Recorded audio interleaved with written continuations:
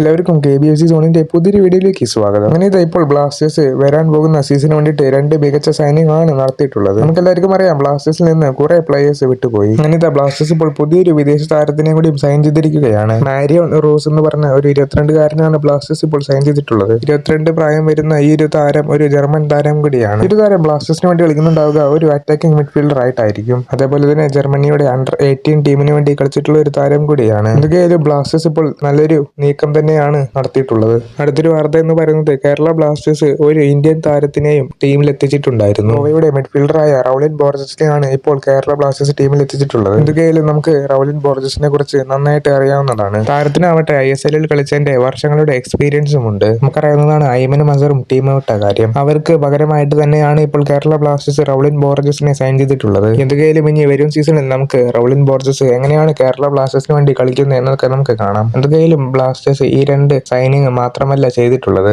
കുറെ അധികം യങ് പ്ലേയേഴ്സിനെയും കേരള ബ്ലാസ്റ്റേഴ്സിന്റെ ടീമിലോട്ട് എത്തിച്ചിട്ടുണ്ട്. എന്തായാലും ഈ ഒരു വീഡിയോ നിങ്ങൾക്ക് ഇഷ്ടപ്പെട്ടാൽ ലൈക്ക് ചെയ്യുക. അതേപോലെ തന്നെ ചാനൽ ഇഷ്ടപ്പെട്ടാൽ സബ്സ്ക്രൈബ് കൂടി ചെയ്യുക. ഞാൻ അടുത്തൊരു വീഡിയോ വരാം ഗൈസ്.